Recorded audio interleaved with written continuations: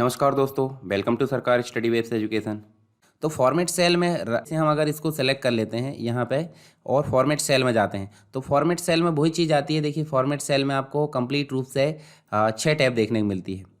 देखिए format cell होता क्या है पहले समझ लीजिए।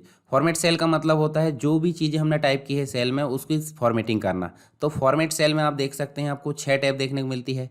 Number, alignment, font, border, fill, protection.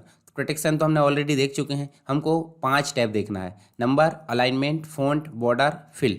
तो मान लीजिए अगर नंबर में गए, हम नंबर में हम चाहते हैं यहाँ क्या टाइप किए हैं, हमने जनरल टाइप किए हैं, नंबर टाइप किए हैं, हमने टेक्स्ट टाइप किए हैं, तो उसके अनुसार हम यहाँ पे फॉर्मेटिंग कर सकते हैं कि नंबर है।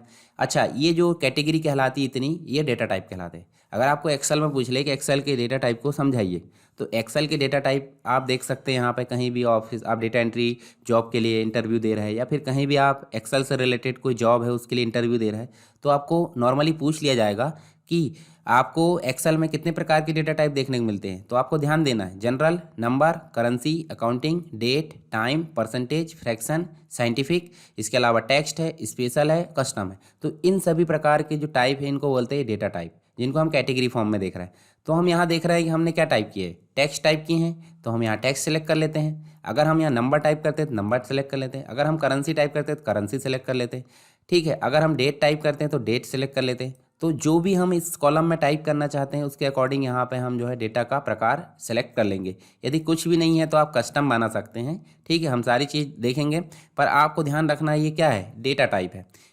अब ये तो हो गया नंबर वाला सेल, मतलब नंबर वाला टैब। दूसरा टैब जो आपका देखने को मिलेगा, अलाइनमेंट। अलाइनमेंट पे आपको ध्यान से देखना है। अलाइनमेंट का मतलब होता क्या है, अलाइनमेंट का मतलब होता है अभी आपका जो अलाइनमेंट है कैसा दिख रहा है। आप देखिए यहाँ से, चलिए मैं इसको पहले क्लोज करता हूँ और आप ध्यान से देखिए जो अलाइनमेंट है आपका। देखिए इस पर्टिकुलर कॉलम में अगर मैं राइट क्लिक करूं तो ये जो है अलाइनमेंट अभी लेफ्ट में दिख रहा है, जबकि अलाइनमेंट सेंटर में भी हो सकता है, लेफ्ट में, तो हम वहाँ से फॉर्मेटिंग करते हैं। एक और होता है, देखिए ये जो है अभी सेल इतना दिख रहा है, तो सेल आप देखिए ऊपर भी हो सकता है, ये बीच में भी हो सकता है और बॉटम में भी हो सकता है। तो चलिए हम चलते हैं राइट क्लिक करके फॉर्मेट सेल में, और फॉर्मेट सेल में हम जब हम जाएंगे, अच्छा फॉर्मेट सेल जहाँ भी आप क्लिक करो, मान लो आपको इतने सेल को फॉर्मेट करना है, तो इतने को आप राइट क्लिक करके यहाँ पे फॉर्मेट सेल में जा सकते हैं। तो फॉर्मेट सेल आपका हर जगह आपको देखने को मिलेगा। तो अभी मैं सिर्फ आपको कहाँ से बता रहा हूँ, यहाँ से कॉलम से। चलिए फॉर्मेट सेल में हम क्लिक करें। अब फॉर्मेट सेल में जितना भाग सिलेक्शन है उतने की ही फॉर्मेटिंग होगी, ये चीज़ आपको क्लियर होना चाहिए। तो जो भी आपको फॉर्मेट करना है उसको आप पहले सेलेक्ट कर लीजिए कंप्लीट, और आप चले जाइए नंबर, अलाइनमेंट, फॉन्ट, इन सभी में। चलिए अलाइनमेंट में हॉरिजॉन्टल मतलब लेफ्ट से राइट वाला जो अलाइनमेंट है वो भी लेफ्ट है, तो हम कर देंगे इसको सेंटर। देखिए सेंटर लिखा है, अब सेंटर हम करेंगे तो अलाइनमेंट जो है आपका बीचों बीच में आ जाएगा। और यदि जो SSW लिखा है वो लिखा है बॉटम पे, देखिए सबकी टॉप पे होना चाहिए। जो भी हम कर देते हैं इसको भी सेंटर। जब हम इतना करके देखते हैं, देखिए आपकी जो मतलब जो अलाइनमेंट है सेंटर आ गया है, और ऐसे में भी जो है मिडिल आ गया, मतलब टॉप, मिडिल, बॉटम आ गया। अब एक और चीज़ ध्यान में रखना आपको, आप देखिए यहाँ मैं बहुत सारी चीज़ें लिख सकता हूँ। चलिए यहाँ मैं लिख देता हूँ, क्या लिख देता हूँ,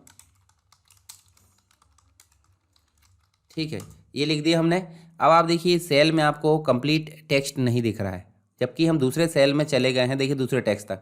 तो इस पर्टिकुलर सेल में हमको इस टेक्स्ट को मैनेज करना है। तो इसके लिए हम क्या करते थे, इसके लिए हम राइट क्लिक करेंगे, ऐसे ही हमारे हर एक सेल में हो सकता है। तो हम फॉर्मेट सेल में जाएंगे, और फॉर्मेट सेल में जाने के बाद देखिए नीचे आपको ऑप्शन दिख रहा है रैप टेक्स्ट।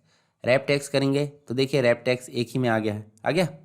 अब इसके अलावा हम जो है रो की हाइट को ऐसे बढ़ा सकते हैं, तो क्या होगा, ये एडजस्ट हो जाएगा। तो आपको रैप टेक्स्ट समझ में आया, रैप टेक्स्ट हर जगह उपयोग होगा, अभी मैंने इसके पहले भी बताया था आपको।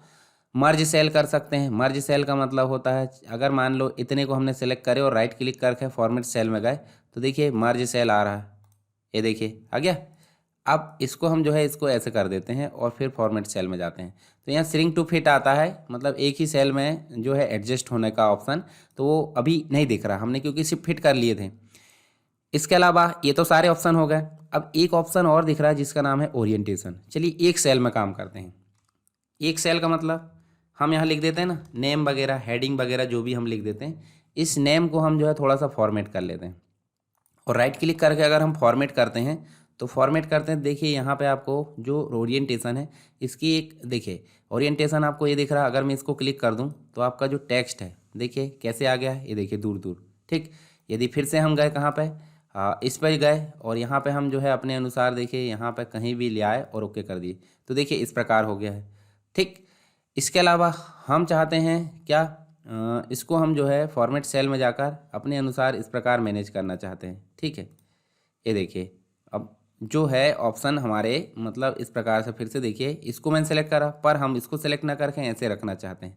ये देखिए 45 डिग्री में हम रखना चाहते हैं, तो 45 डिग्री में हमारे टेक्स्ट आ चुके हैं। पर हम ऐसे नहीं करते हैं, हम दूसरे टेक्स्ट लिखते हैं, यहाँ लिखते हैं नेम, और इसको हम जो है क्या करते हैं, घुमाते हैं। घुमाते मतलब रोटेट करते हैं, तो ओरिएंटेशन मतलब घुमाना ही होता है एक तरीके का।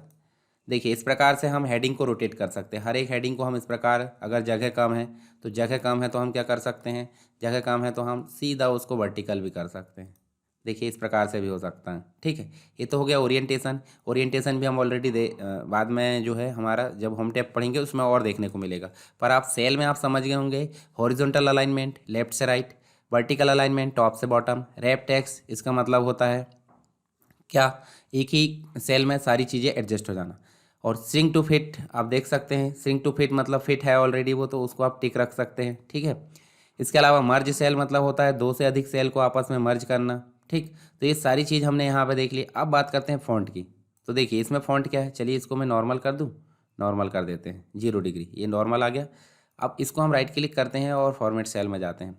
ठीक है, फॉर्मेट सेल में जाएंगे, फ़ॉन्ट ग्रुप में जाएंगे, मतलब फ़ॉन्ट टैब में बोल्ड कर दिए, फ़ॉन्ट बढ़ा दिए और कलर वगैरह चेंज कर दिए। तो देखिए फ़ॉन्ट की सेटिंग जैसे हम यहाँ से करते हैं वैसे ही हम वहाँ से भी कर सकते हैं फॉर्मेट सेल से। ठीक है, इसके अलावा आप इसमें देखिए स्ट्राइक कर सकते हैं, सुपर स्क्रिप्ट कर सकते हैं, सब स्क्रिप्ट, ये सारी चीज़ें आपको यहाँ देखने को मिलेगी।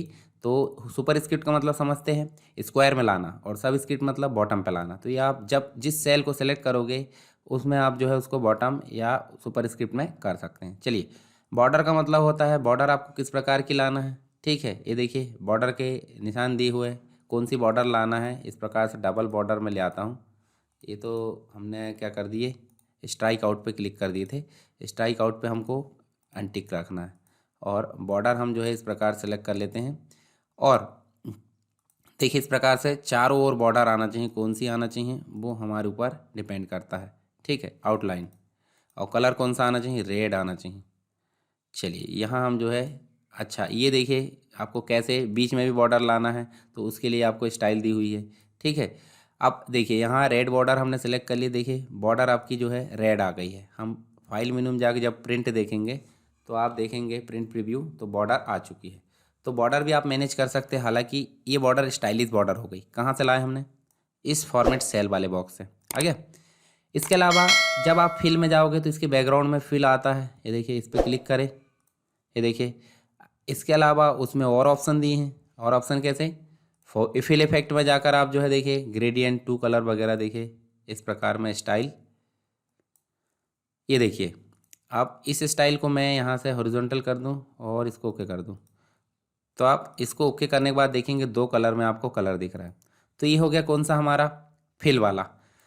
तो यहाँ हमने फॉर्मेट सेल में सारे टैब देखे, कौन कौन से, नंबर मतलब डेटा टाइप, अलाइनमेंट मतलब जो दिशा निर्धारित करता है अलाइनमेंट, लेफ्ट राइट, लेफ्ट से लेकर राइट तक और टॉप से लेकर बॉटम तक, ये दोनों। रैप टेक्स्ट, मर्ज सेल हमने देख लिए।